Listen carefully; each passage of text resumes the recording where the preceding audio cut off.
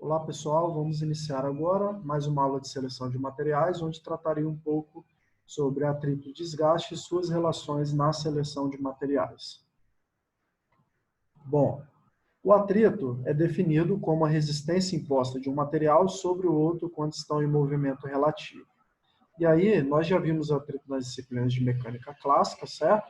Nós temos aqui uma pista e um bloco, né, onde esse bloco pode ser qualquer tipo de dispositivo mecânico que tenha algum movimento relativo em relação, né, a outro corpo, tá certo? Sobre esse corpo a gente impõe uma carga, que pode ser o peso dele ou uma carga extra, em virtude do carregamento externo, tá certo?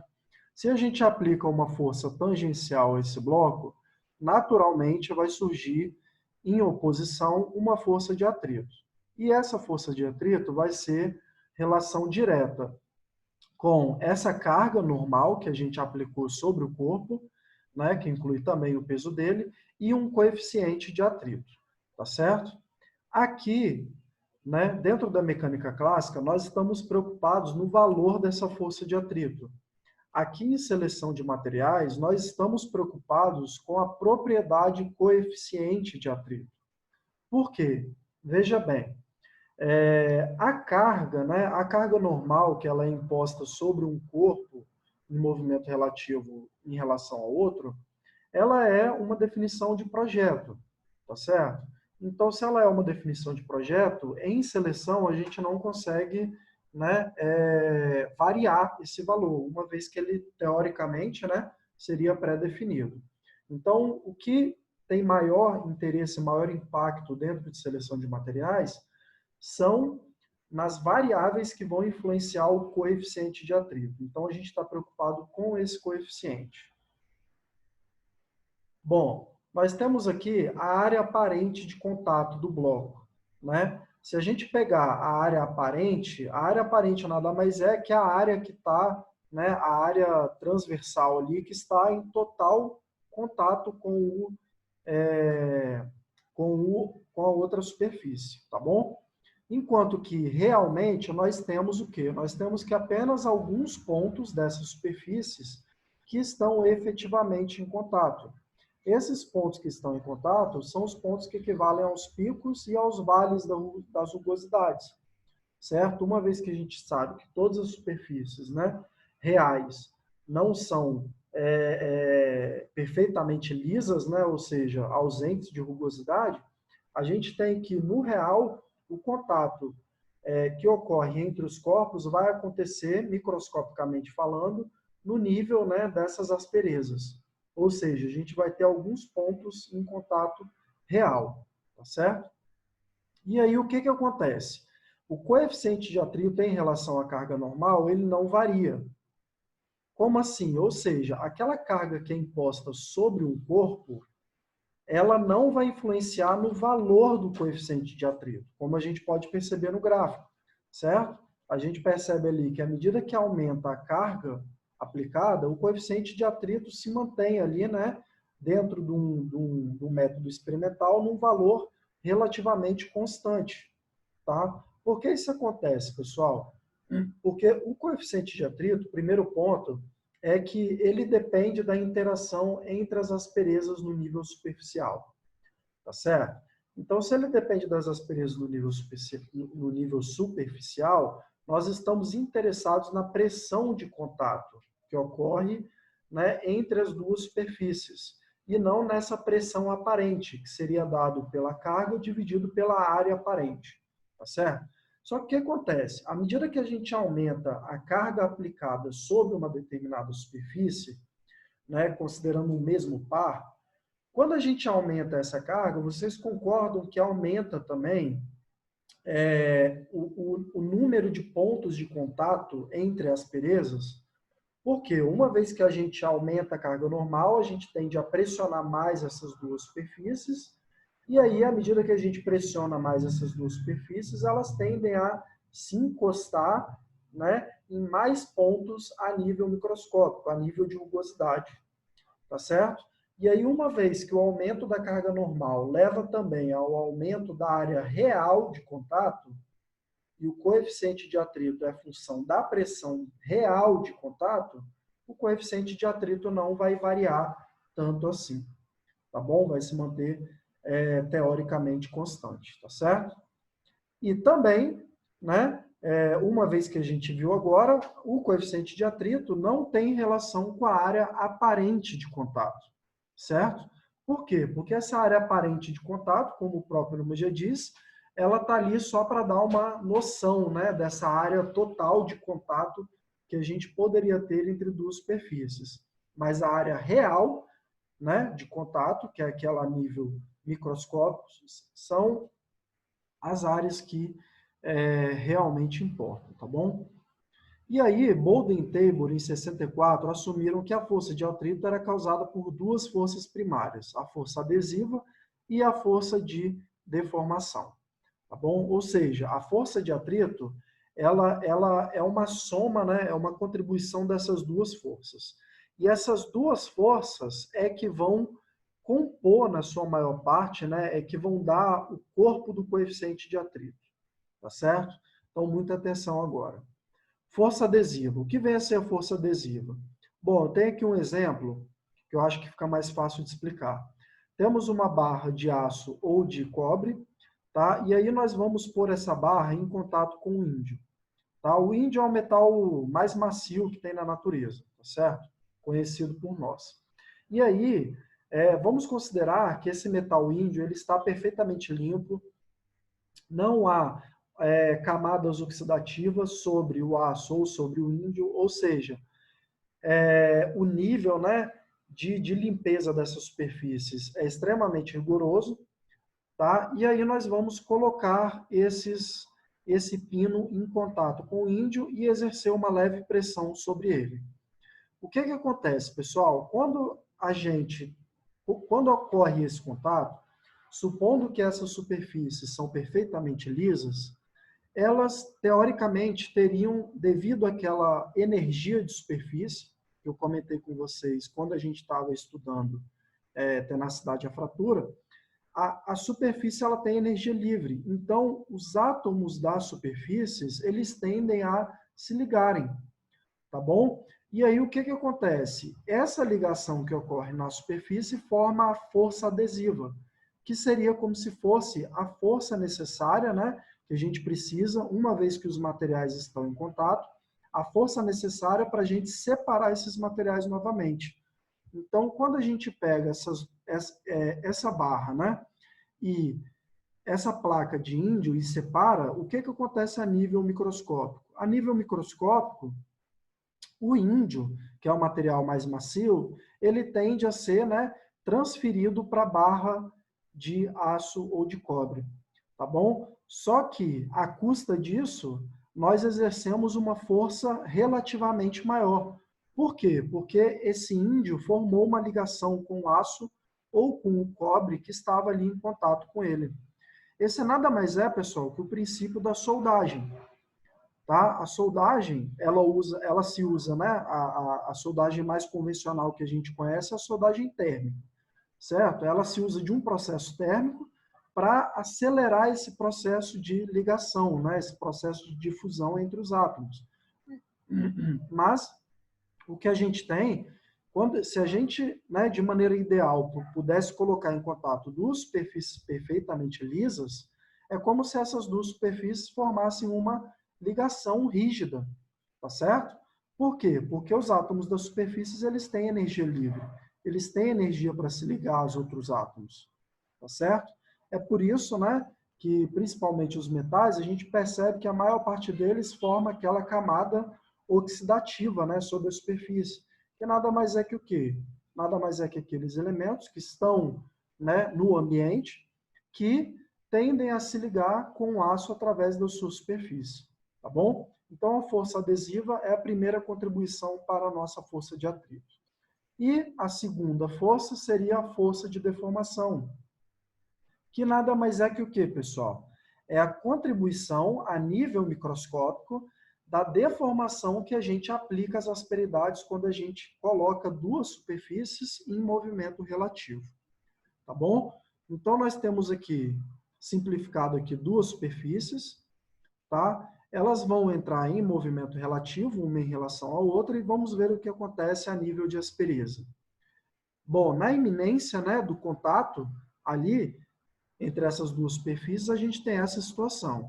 E aí, à medida que a gente continua promovendo esse movimento relativo, o que acontece com as asperezas? Elas tendem a se deformar umas sobre as outras.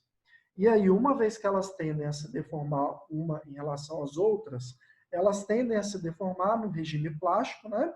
Primeiramente regime elástico, depois regime plástico. E com isso, a gente tem os fenômenos do encruamento e do crescimento de junções que acontece ali. Por quê? À medida que a gente, né, coloca em movimento relativo duas superfícies, as asperezas que já estão em contato e as novas asperezas que entraram em contato, à medida que o movimento é iniciado, elas tendem a se deformar umas sobre as outras.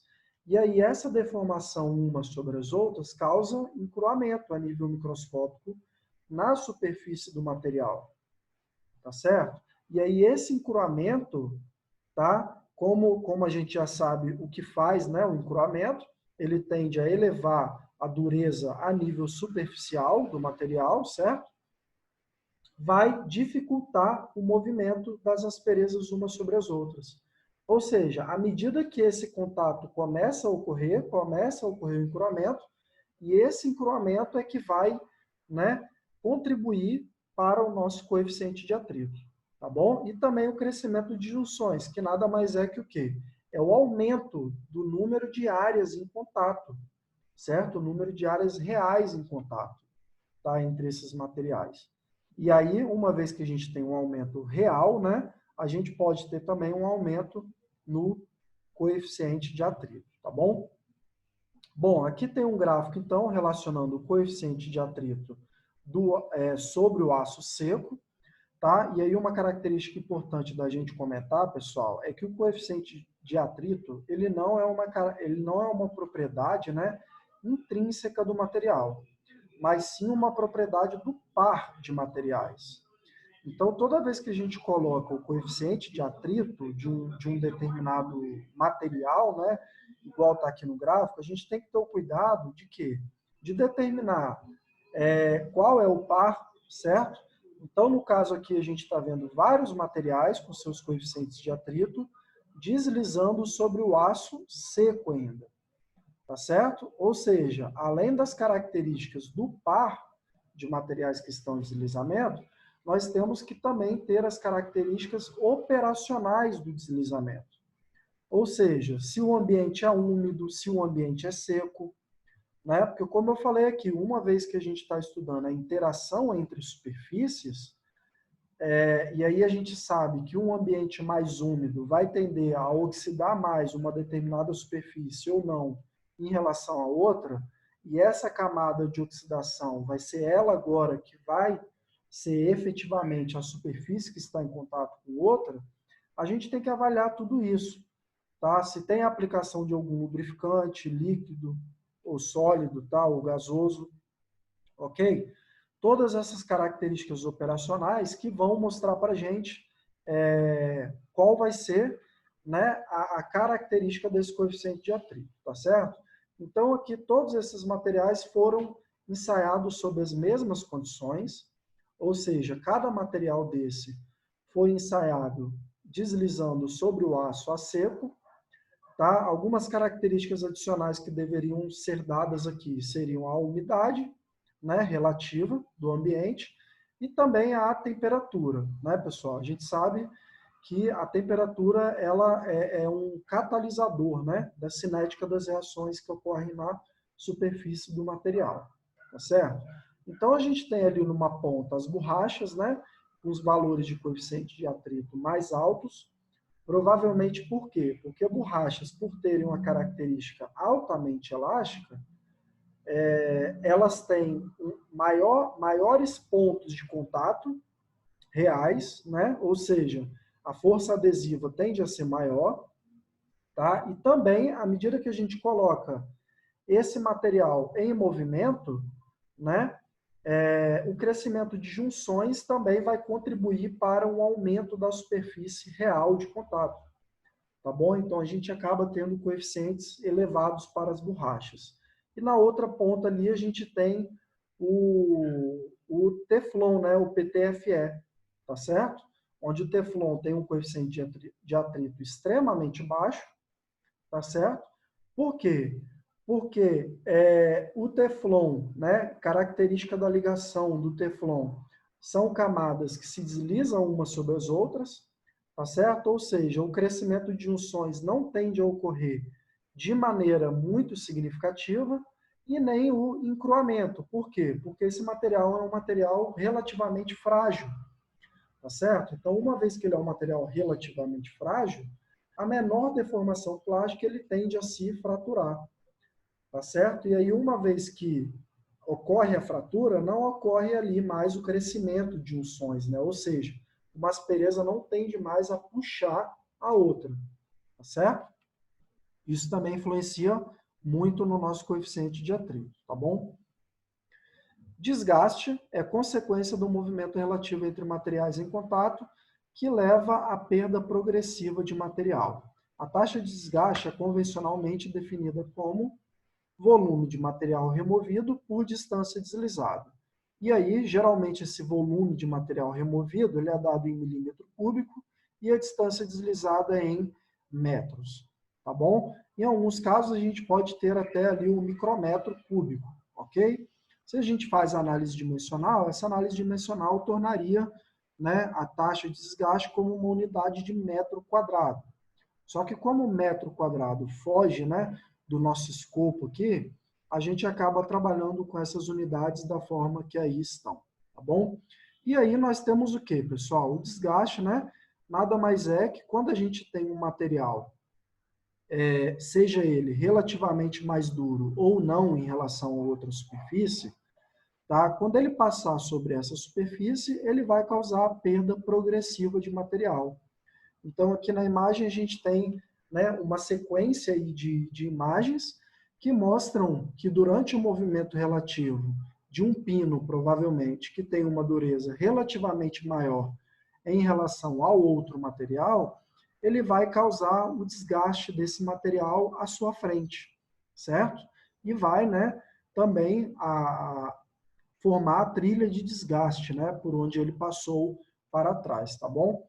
Uma característica de um material relativamente dúctil, tá certo? E aí nós temos o que, pessoal? Vamos aqui tentar equacionar o desgaste, tá bom? Por que tentar equacionar? Porque mais para frente eu vou mostrar para vocês que o desgaste ele também não é uma propriedade intrínseca do material, ou seja, ele também é uma propriedade do par e das condições operacionais, né, daquele equipamento ou daquele sistema em movimento relativo, tá bom? Mas vamos lá.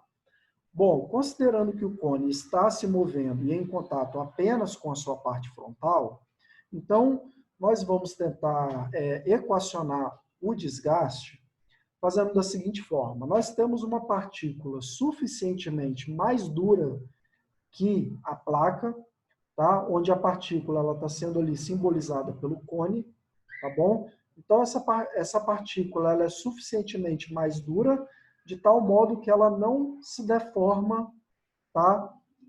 Quando é aplicada uma carga sobre essa partícula, ela tende a indentar o material, tá bom? Quando a gente aplica uma carga nessa partícula, ela tende a indentar no material uma distância x, tá? Que está sendo mostrada ali na imagem do meio, que nada mais seria que a profundidade, tá? Do que? Da trilha de desgaste, tá bom? E aí nós temos o quê? Nós temos que 2A seria a projeção ali, né, da largura da nossa partícula que está indentada no material, e também nós temos o ângulo alfa, que diz respeito, né, à abrasividade da partícula. Como assim? Geralmente, quanto mais aguda uma partícula é, ou seja, quanto menor é o alfa, maior vai ser a taxa de desgaste. Tá bom? Geralmente, tá? Mas a gente tem que avaliar também outros parâmetros. E aí, na imagem mais abaixo, é como se a gente estivesse vendo uma imagem de cima dessa partícula sobre uma região no qual ela já vem passando já, né, e já vem desgastando, ou seja, para trás ali, para a esquerda, ela já formou a trilha de desgaste, né, o sulco, tá bom? E à frente ali nós temos a frente de contato da partícula abrasiva com o material ali que está sendo desgastado, tá certo? E aí, se a gente tenta equacionar, a gente tem essa relação aí, onde a nossa carga vai ser igual à pressão de contato vezes a área em projeção de contato da partícula com o material em contato. Tá? Repara ali que o W ele é a carga, tá? O P é a pressão de contato, e aí multiplicando ali com P seria a área em projeção, que nada mais é que o quê? Pela terceira imagem que a gente vê aqui abaixo, nada mais é que metade da área, né, de um círculo de raio A, tá certo? E aí, se a gente pega e encontra uma relação entre A e X, que seria a profundidade, né, da nossa trilha de desgaste, a gente tem uma relação onde A vai ser igual a x tangente de alfa, certo? Se a gente pega um triângulo ali na imagem do meio, a gente consegue essa relação. E aí a gente chega nessa relação aí, que relaciona a pressão de contato, a profundidade do sulco e a angularidade da partícula, tá bom?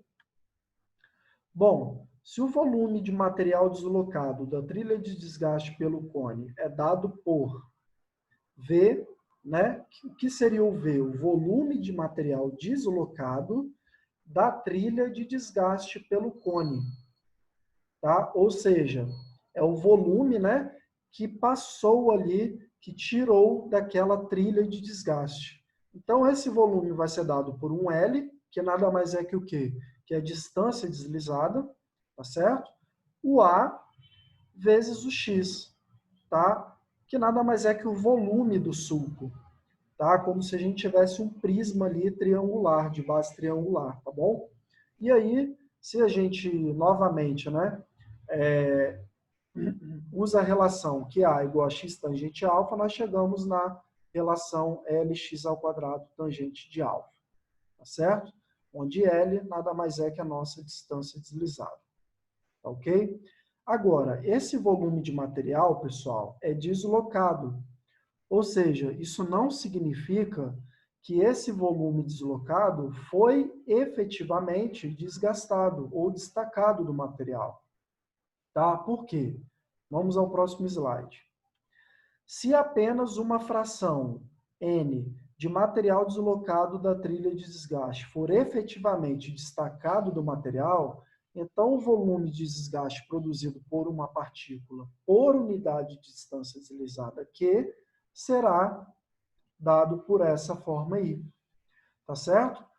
Perceba o seguinte, na equação anterior nós tínhamos que o volume é igual ao comprimento vezes, né, o comprimento não, a distância deslizada vezes o x ao quadrado tangente alfa, ok? Ou seja, se a gente pega esse volume e divide pela distância deslizada, nós teríamos x ao quadrado tangente alfa. Agora, se apenas uma fração disso realmente virou desgaste, né, e essa fração é dado pela letra grega eta, nós temos ali o eta representando essa fração. O que isso quer dizer, pessoal? Deixa eu mostrar aqui para vocês com uma caneta. Vamos supor que o nosso material, antes que a partícula passe, está aqui, ó. Tá certo? Aqui está o nosso material, a sua superfície. Tá certo? E aí nós temos aqui a partícula, né, que vai ser indentada nesse material. A ponta da partícula que vai ser indentada nesse material. Ok? Se esse material for relativamente dúctil, o que vai acontecer? Quando essa partícula indentar no material e deslizar, né, sobre ele, ela vai formar duas bandas, certo? E vai formar também o sulco proveniente do desgaste, proveniente da passagem da partícula, tá bom? Ou seja, a gente tem um volume aqui, né? Se a gente pega a distância deslizada aqui, que estaria no plano longitudinal, né? A gente tem um volume aqui, V1, tá? A gente tem volumes aqui e aqui, certo? Ou seja, nem tudo aquilo que saiu de V1 efetivamente virou desgaste. Parte disso foi deslocado para as bandas da trilha de desgaste, tá bom? Ou seja, não é 100%, tá? Daquela trilha de desgaste que uma partícula passa que é efetivamente desgastado, é só parte daquilo, tá? Vai ser maior ou menor de acordo com propriedades do material e propriedades também operacionais, como taxa de carregamento, tá? E por aí vai, tá bom? Então, a gente tem essa relação aí para o volume de desgaste produzido por unidade de distância deslizada. Ou seja, perceba que a gente já está chegando, né, naquela nossa equação inicial do desgaste, tá bom? E aí, se a gente pega esse x ao quadrado da equação e substitui aqui, tá, e isola Q, nós temos essa relação aí. Ou seja, uma relação que relaciona volume de desgaste por unidade de distância deslizada, sendo função da fração efetiva de desgaste, né, que é ocasionada quando uma partícula passa, desliza sobre o material, vezes a carga, dividido pela angulosidade da partícula e pela pressão de contato, tá bom? Repare bem, pessoal. Bom, o volume de desgaste vai ser cada vez maior se a fração de desgaste é maior, né? Ou seja, o eta ali aumentando, teoricamente tenderia a aumentar a taxa de desgaste, tá? A carga aumentando, vai acontecer o quê? À medida que a gente aumenta a carga, a partícula ela tende a indentar mais no material, tá bom? E aí, com isso, uma vez que ela indenta mais, tem uma maior profundidade, também tenderia a dar uma maior taxa de desgaste para o material. Em contrabalanço, nós temos a pressão de contato. Essa carga só efetivamente vai causar um desgaste maior se ela aumentar também, né? Aumentar, mas aumentar em nível um pouco menor a pressão de contato do nosso material. Tá? No caso, essa pressão de contato aí é a pressão de contato do material base, né? Tá bom? E o alfa ali nada mais é que a angulosidade da partícula. E aí, se a gente diminui alfa, a gente aumenta a angulosidade, tá? Diminui a tangente e, consequentemente, aumenta, né, a taxa de desgaste, tá bom? Mas o mais importante aqui é o seguinte, para um multi-evento abrasivo, né, porque aqui nós estamos tratando um monoevento, com uma única partícula. Tá? Para um multi-evento, a gente pode simplificar essa equação da seguinte forma. Taxa de desgaste, como sendo milímetro cúbico por metro, vai ser igual a K. O que vem a ser K? K nada mais é que essa razão, tá? E é chamada de coeficiente de desgaste, tá certo? Esse coeficiente de desgaste é o parâmetro mais importante quando a gente avalia o desgaste de um determinado material. Por quê? Se a gente pega os outros parâmetros, W, né, que nada mais é que a carga que está sendo aplicada, e o H ali, que nada mais é que a dureza, tá, pessoal? A pressão de contato na equação anterior é substituída pela dureza no multi-evento abrasivo, elas são parâmetros, né, funcionais ou operacionais. Tá? Obviamente, o H ele é uma função do material que a gente escolhe, certo? Então, ele também vai ser um parâmetro aqui a ser avaliado. Tá? A gente avalia o coeficiente de desgaste juntamente com a dureza, igual a gente vai ver. Mas o parâmetro mais importante aqui é o coeficiente de desgaste. E aí o ponto que eu quero chegar é o seguinte, esse coeficiente de desgaste, ele é uma função de uma fração de desgaste que pode ocorrer no material, e aí essa fração de desgaste, ela é função de várias outras coisas, tá? Como a relação de durezas entre os materiais, a relação de tenacidades à fratura, a, os parâmetros operacionais, ou seja, várias coisas estão embutidas, tá, dentro desse coeficiente de desgaste. E ele vai dizer se o desgaste vai ser moderado ou se o desgaste vai ser severo. Né? À medida que esse valor for relativamente mais alto, o desgaste vai ser severo, e à medida que esse valor sendo relativamente mais baixo, o desgaste vai ser moderado. Tá ok? Então, é isso que seria o ponto ideal aqui onde eu queria chegar com vocês para esse desgaste, tá? Vamos analisar um pouquinho esse coeficiente de desgaste, porque uma vez que desgaste também não é uma propriedade intrínseca do material, a gente precisa avaliar ele quando a gente tem um sistema, né, completo a ser avaliado. Como assim? Precisamos do par de materiais que estão sendo colocados em movimento relativo.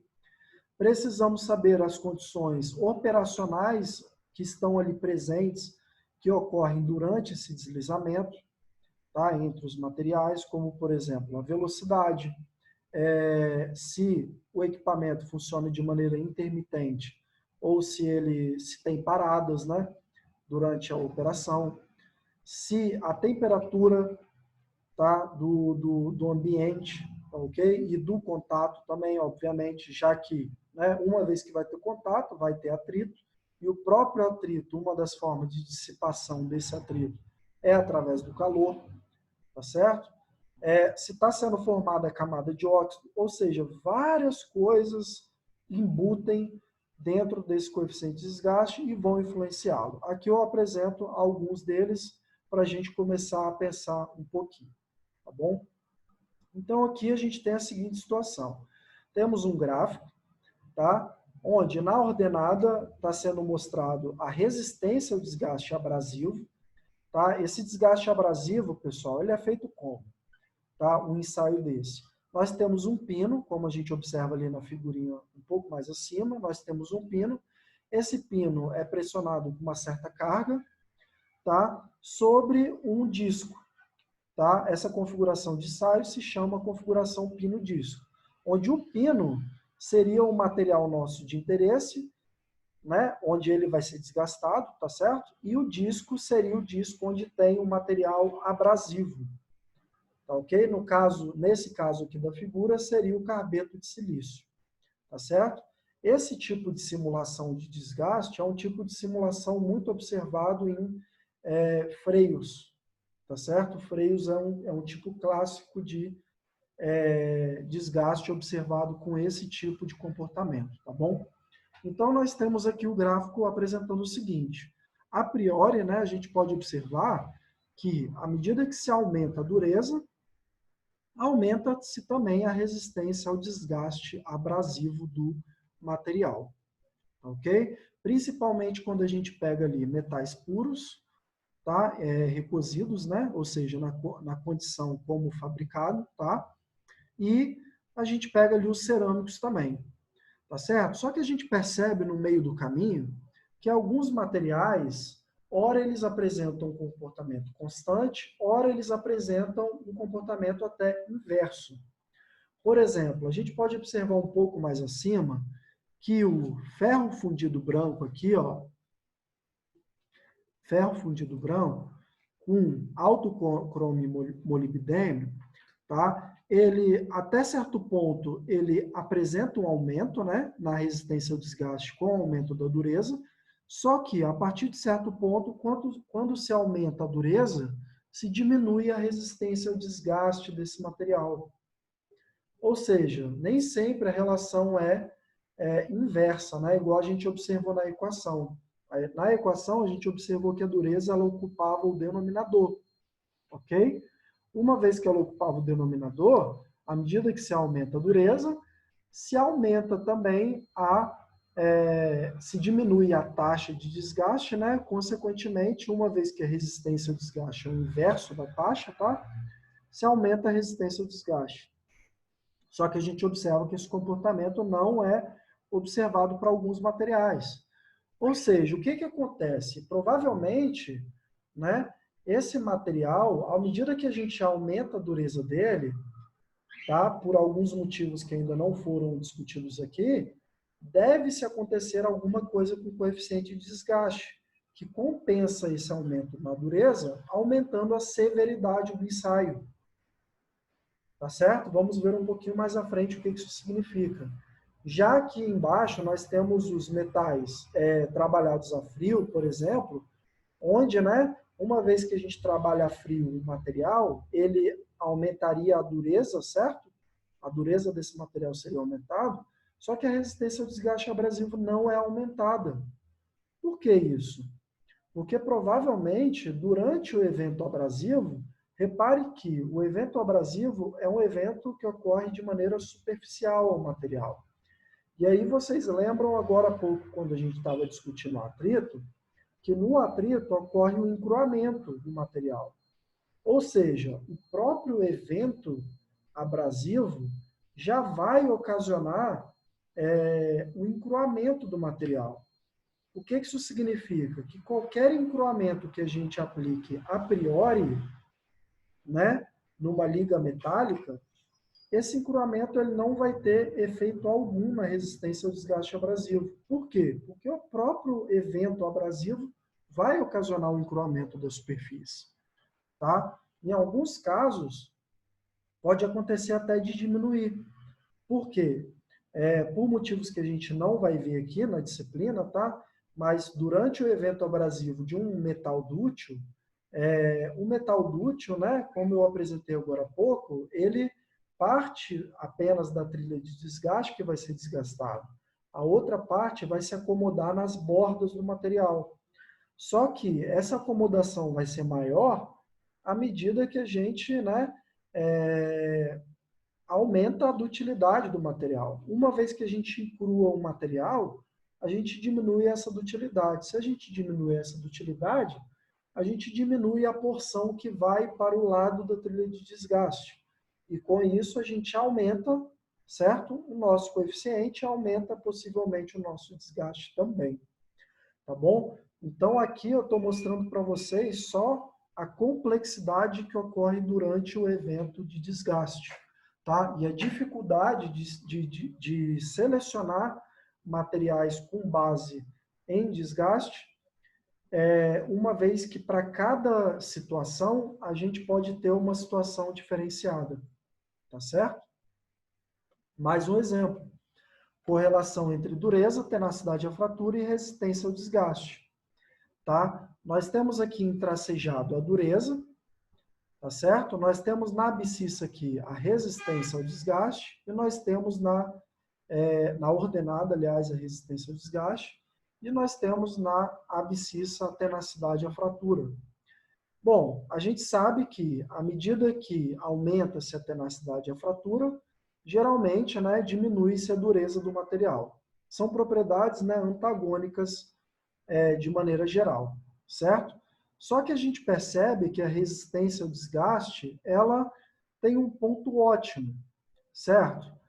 Primeiro, aqui nós temos algumas características operacionais, como o aumento da carga, o aumento da partícula ou o aumento da angulosidade da partícula.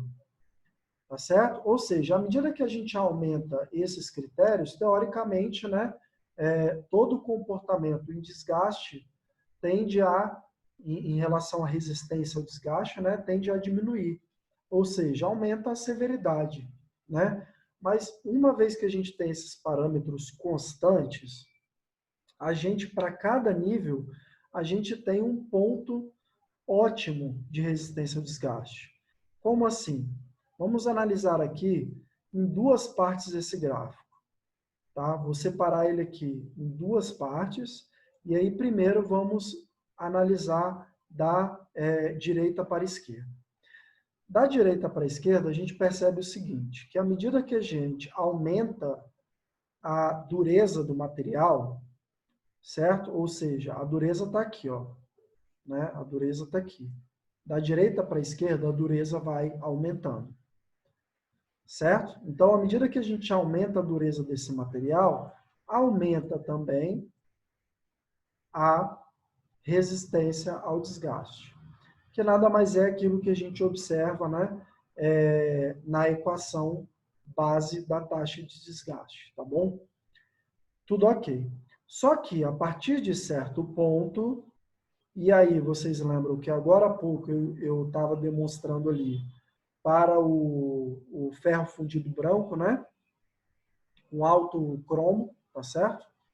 A partir de certo ponto, o aumento da dureza, que seria daqui para cá, né? O aumento da dureza começa a ocasionar a diminuição da resistência ao desgaste. O que que isso quer dizer, pessoal? Quer dizer o seguinte, pessoal, que a partir desse ponto, o comportamento do material, né, a partir desse ponto aqui, o comportamento do material já é prioritariamente frágil. O que isso significa? Significa que o mecanismo de desgaste vai ser um mecanismo frágil, ou seja, vão ocorrer microtrincas no material. Então, vou desenhar aqui novamente. Se antes, né, num comportamento dútil, a gente tinha aqui a nossa superfície. E aí a partícula, né? Deixa eu colocar aqui em outra cor. E aqui, a partícula, quando ela passar pelo material dútil, ela vai ocasionar alguma coisa mais ou menos assim, tá certo? Num material frágil,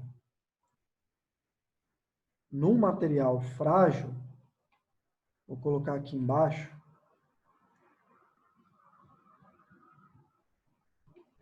num material frágil, essa partícula, além dela não né, delimitar na lateral pouco ou quase nenhum, né, material, ou seja, vai ficar já com menos material aqui, ó, na lateral, nós vamos ter também, tá, o ocasionamento de microtrincas. Ou seja, é como se toda essa área aqui, acima dessa linha vermelha, fosse destacado do material quando uma partícula passasse. Ou seja, a partir desse ponto aqui, o que importa é o quê? Tenacidade à fratura. A tenacidade à fratura vai ser a propriedade preponderante para a resistência ao desgaste. Ou seja, da esquerda para a direita aqui agora, se a gente aumenta a tenacidade à fratura, a resistência ao desgaste tende a aumentar. Tá certo? Então, de uma ponta, a gente avalia primeiramente a dureza, tá? E na outra ponta, a gente tem que avaliar a tenacidade à fratura. Por quê? Porque o material já tem um comportamento frágil, ele já é frágil a partir de certo nível de dureza. Então, uma vez que ele é frágil, uma propriedade que talvez seria mais interessante seria a tenacidade à fratura, ao invés da própria dureza em si. Tá? Por quê? A tenacidade à fratura vai preservar o material de abrir, né, essas trincas laterais aqui e levar o material a um destacamento maior do que aquele que seria ocasionado pela própria trilha de desgaste. Tá certo? Então, essas duas propriedades antagônicas, elas trabalham juntas quando a gente avalia a resistência ao desgaste abrasivo. Tá bom? Mostrando mais uma vez a complexidade da avaliação do desgaste, né, dentro de um mapa de propriedades. Aqui tem um exemplo, né, um ensaio experimental, tá certo?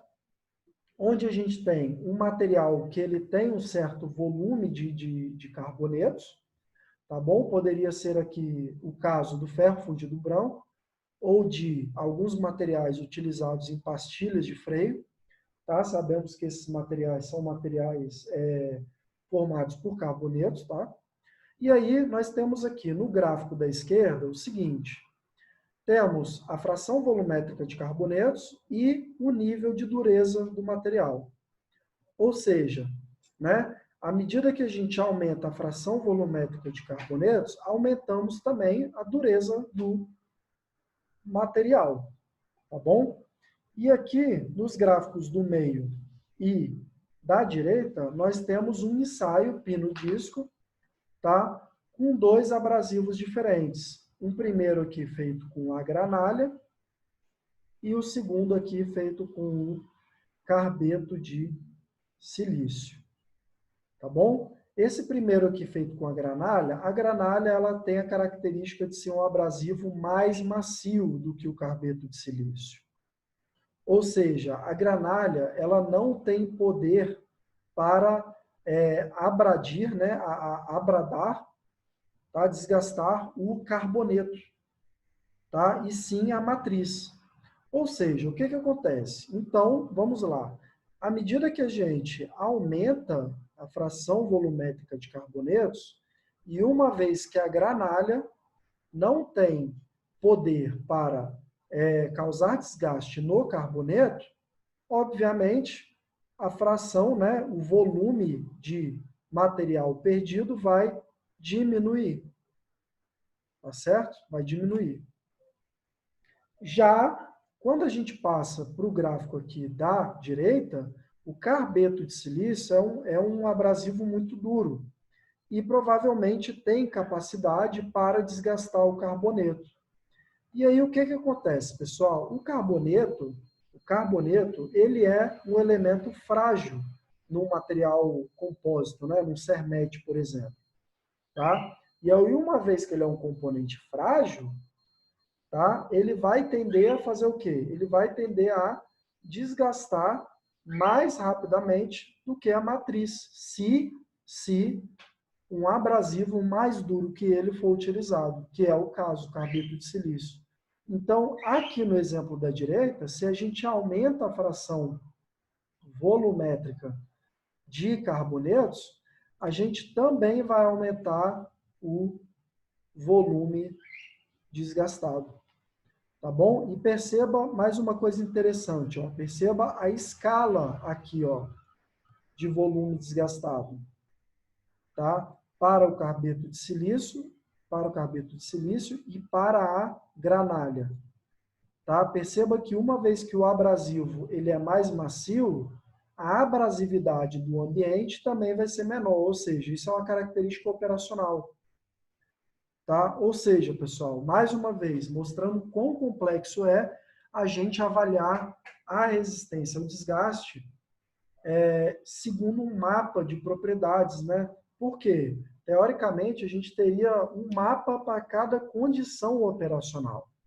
Então, a gente teria que fazer um mapa de desgaste para cada condição operacional do material. E aí isso se torna, às vezes, muito complicado de se fazer. Tá bom? Aqui a gente tem o gráfico, tá? Relacionando a constante da taxa de desgaste com a dureza do material. E aí, perceba, né, a priori, que à medida que a gente aumenta a dureza, diminui-se a taxa de desgaste. Mas quando a gente pega aqui o grupo, né, das cerâmicas técnicas, que é um grupo que tem uma fragilidade um pouco maior, a gente percebe que elas adquirem um comportamento constante e a gente consegue perceber também, né, pelas bolhas, que o comportamento tende a ser crescente aqui. Ou seja, à medida que se aumenta a dureza, tá, tende também a aumentar aqui a taxa de desgaste, justamente por esse comportamento que eu acabei de apresentar para vocês, tá bom? Mas também precisamos avaliar cada mapa desse segundo condições operacionais específicas, tá certo?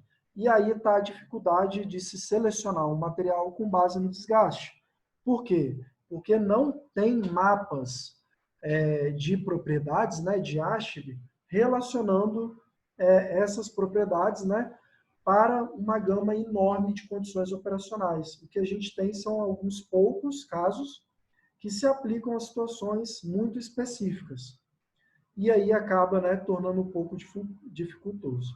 O que a gente tem que manter em mente aqui, quando a gente avalia desgaste, né, em uma seleção de materiais, é toda a complexidade do sistema, todas as condições operacionais e todas as condições dos materiais que estão em contato, tá certo? E aí com isso a gente consegue fazer uma boa seleção baseado no desgaste.